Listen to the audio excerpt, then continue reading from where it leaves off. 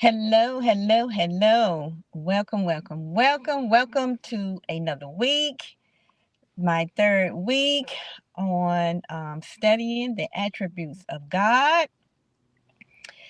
I thank you so very much for joining me. Thank you for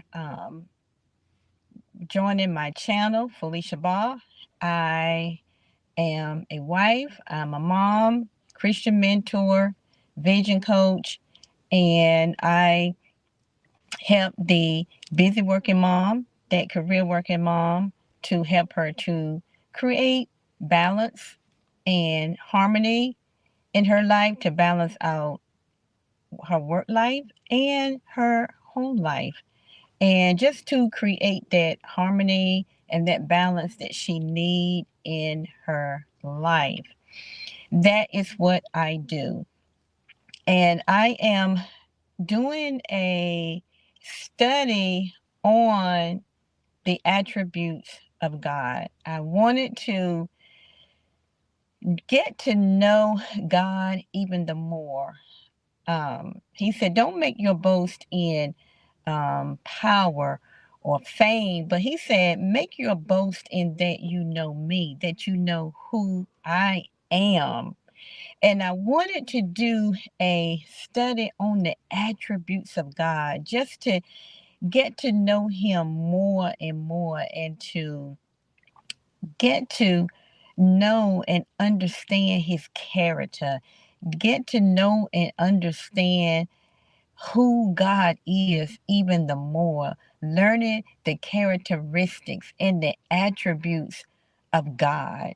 And I want to invite you to join me on this journey, because this is my third week. This is my third week learning about the attributes of God, um, learning about our Lord, our awesome God. And it has really put me in awe in reference to who God is, his character, his characteristics, his nature, and just how great and awesome he is.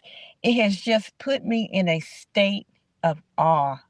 And I am just it's just beyond my comprehension on how great he is and how powerful he is.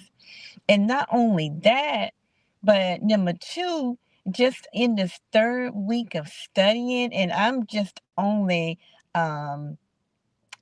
it's just a tip of the iceberg, because it's just still so much to learn and so much to know about him. But the second thing that's happening to me as I'm studying the attributes of God is it's putting me in a state of excitement. It is putting me in a state of excitement. And if there's anyone out there that's joining me, that's listening in live, send me a quick wave. Let me know that you're out there. And thank you so very much for joining me. Or if you're listening in on the replay, thank you so very much for joining me on this journey, learning about the attributes of God, the awesomeness of his nature and who he is. So the second thing that this is doing for me, it is putting me in a state of excitement. It's putting me in a state of excitement and learning about him and his nature. Number three is putting me in a state of humility even the more, and honor even the more. Number four is putting me in a state of wonder. It's putting me in a state of wonder on how magnificent God is, how magnificent that he is, and how mighty and how great that he is, and in all of his awesomeness and his greatness. He still How he still loves me so much, and how he still has a desire, and how he wants an intimate relationship with us. Even in all of his greatness, he still desires an intimate relationship with us, and how his love for us is so great, and how he desires to reveal himself to us so that we can get to know him in a more deep, in a more intimate way, in a more deep and a more intimate way. In Psalm 65, 8 through 13, it talks about how the whole world is filled with awe of his wonders. The whole world is filled with awe of his wonders. And number 5, another thing that it another state that is putting me in is it's making me love God. It's just opening up my heart even the more, and it's just causing me to love him more and more and more, and have a just a deeper desire even the more to to know more about him, to know more about him, and to just to draw even closer to him, and just to draw nigh unto him. He said if we draw nigh unto him, he said I would draw nigh unto you. So this is my third week in doing the study on the attributes of God, and I am just in awe, in amazement, in excitement, and just excited about learning more and more and more about our God, our great God, our great King. So last week I talked about the omnipotency of God being all powerful. Well, today I just want to share a little bit because of course I have limited time. So I want to share a little bit about the omnipresence of God. The omnipresence of God. Now, when we talk about omni, that means all. That means all. So when I'm talking about today the omnipresence of God, that means that God can be in all places at once. He can be in all places at one time and still be close to us. He can still be near us, and yet he is still in all of the places at one time because he is omnipresent. He's omnipresent. Just think about that. He can be in all these other places at one time, but yet he is still near to us. He is still near to us. Wow. What how amazing. How amazing. So the attributes of God should leave us in an awe because number one, he holds the universe together. God holds the universe together. He sustains the universe. But yet, this is the God that created the universe and everything that's in the universe. Yet, he is also Emmanuel. He is Emmanuel, and we all know what Emmanuel means. It means that he is with us. It means that God is with us.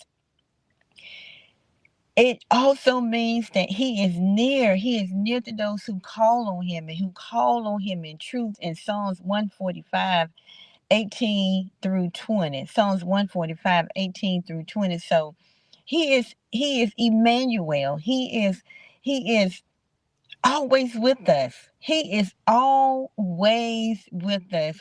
Even while he's present everywhere else, he is still always present with us. He is near us. He is near us.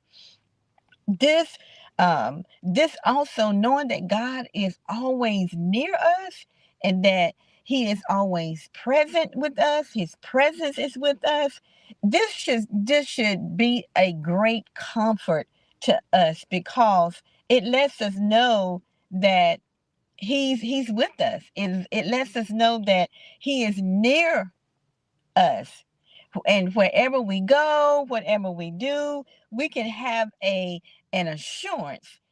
We can have that strong confidence in knowing that God is omnipresent, that he is omnipresent, and he is always present with us. He is always present with us. In Psalms 139, 7 through 8, it says, where can I go from your spirit? It says, where can I flee from your presence? So it's just telling us, this scripture is telling us it's nowhere that we can go. It's nowhere that we can hide and out of the presence of the Lord. He's present everywhere. So it's nowhere that we can run that he is it's nowhere that we can run that he's not there, that he's not present, because he is there. He is all present. So it's nowhere that we can go from his spirit. It's nowhere that we can go from his presence. And as I was studying and preparing this morning, I knew that God's omnipresence was present with me. It was early in the morning. It was very quiet, sitting at my desk, and I could just, even though I know that, as the word say, that he is omnipresent, present in China, present in New Orleans, present in New Mexico, wherever it may be. But even though he was present in all those locations, all around the world, I still felt his presence with me on this morning. I still felt his presence with me on this morning. So I want to encourage you, to let you know that even though he's over here, even though he might be over there, but he is still always near. He is still always near. And this is so comforting. It is such a comfort to know that we, as mere human beings, we can only be in one place at one time. Yes, we can be on a Zoom call. We can be on a conference call, but our presence really can only be in one place at one time. But thinking about the awesomeness of God, he does he doesn't have to be stressed in any way, or pressed, or he don't even have to per se stretch himself thin to be in all these places at one time, because he's omnipresent. He's omnipresent, and he's always fully present and attentive and alert. And he does all of this with great ease. He does all of this with great ease. Now, because he is omnipresent, I want to share 3 things with you that we should be mindful of, because he is omnipresent. And the first thing is, because he's omnipresent, then we need to be aware. We need to have a constant awareness that God is omnipresent, that he is always present. Of course, I just shared, there's nowhere we can go to hide from his presence.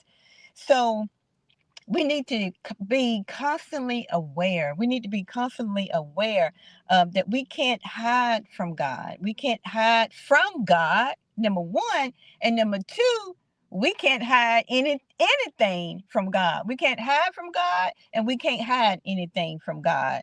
So um, God sees the private. He sees what we do in private, and he sees what we do in public. So um, to going back to him, and knowing that, having that awareness that he is always present, it helps us to be aware. It helps us to be aware of his presence on a continual basis, to be aware of his presence on a continual basis. Number two, knowing that God is omnipresent, it gives us again a great comfort. It gives us great comfort to us as children of God. For us as children of God, in Matthew 28:20, it talks about how it reads, and behold, he says, I am always with you. As children of God, we need to know and keep this in remembrance that God, he said that he is always, not sometimes, but that he is always with us to the end of the age. That he is always with us to the end of the age. It's what he says in Matthew 28:20. So, when I know there has been times that you have felt like that you were alone, that you have felt like that, you know, you didn't have anyone, you felt alone. Remember, when you're facing difficulty situations, trials, circumstances, situations, a lot of times, tough battles. Sometimes you may feel like that you are alone, and sometimes you may feel like you may even ask God, God, where are you? You feel like that nothing is happening. You feel like that you are just left alone to fight this battle, that you are just left alone, to figure out of what you need to do. How can you fix the situation? You just don't know what to do. But I'm here to encourage you today. He promised us that he would never leave us alone, that he is always near. He is always near us. He promised us that he would never leave us alone. He said that he will always be with us. And his presence is near us. His presence is near us. Also, number three, I want to share with you, because of his omnipresent, his accessibility. This is good. His accessibility is not limited, you guys. His accessibility is not limited because he is omnipresent and he is always present, and his presence is always near us. His accessibility has no limits. It's not limited when we can have access to him. It's not limited when we can have access to him. If we have had a hectic day, and the only time that we may have to call on him, to call on the name of Jesus, to sit in his presence, we can do that. We might be at our child's football game, or picking them up from school, or whatever it may be. But even at those moments that we feel like we need to talk to God and call on the name of the Lord, guess what? He's right there. He's present. He's present. And his presence is near. His presence is near. I think that we just have to be more aware, that we have to become more aware that he's with us. We have to become more aware of his presence, and knowing that he's accessible at all times, and that his presence is always near us. His presence is always near us. And God loved us so much, even when the time that we didn't even know that we needed salvation, the time that we were dead in sin and alone. God loved us so much that he sent his son, Jesus Christ, his only begotten son, Jesus Christ, to die on the cross for us to bring us near to him. He brought salvation to us. So this is something that we can rejoice in today, that we and thank God for his omnipresence, that he is always with us, that he is always with us. And today I just want to ask you two questions. I want to leave with you two questions to basically meditate on. And the first question is, can you see him as Emmanuel in your life? Can you see him as always being a God that is with you, always being a God that is near you? Emmanuel means God is with us, God with us. Can you see him? Can you begin to see him on a continual basis as Emmanuel in your life, as being omnipresent in your life at all times? At all times. Number two, second question. If you begin to see him as an omnipresent God, how would this change the way you go through your trials and tribulations? How will it change the way I go through my trials and tribulations if I begin to see him even the more as the God that is omnipresent, that even though he can be in all places at one time, he can still be present with me through my trials, my tribulations, my heartaches, my tough circumstances.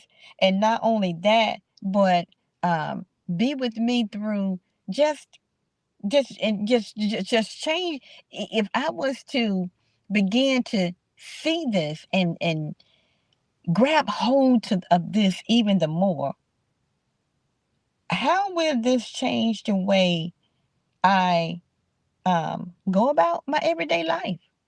How would it change the way that I go about my everyday life as well? Conducting my everyday affairs, conducting my everyday affairs. Because, like I said earlier, he sees what we do in public, he sees what we do in private. I mean, we can't hide anything from God. And where can we go away from his presence? Where can we go away from his presence? So I just wanted to share those questions with you on today, um, so that you can just begin to think about the awesomeness of God and how he is omnipresent and how he is omnipresent. And knowing that, and just knowing that, I hope that it brings comfort to your soul. I hope that it brings comfort to your soul. And I pray that it will help you to see things in a different way and in a different light, because you know and you have that confidence. You have that quiet confidence, and that unshakable confidence that regardless of what you go through, you know that Emmanuel, you know that God is with you. You know that God is with you because he is omnipresent. He is all present, and his presence can be with you all at the same time. So I thank you so very much for joining me on today. I pray that this was a blessing to you. If this was a blessing to you, leave me a comment, some comments, and let me know that it was. And feel free to subscribe to my channel. I'm going to continue to share these amazing attributes of God so that we can draw nigh unto him, to get closer to him. He said that they that know their God shall do exploits. So I want to know my God.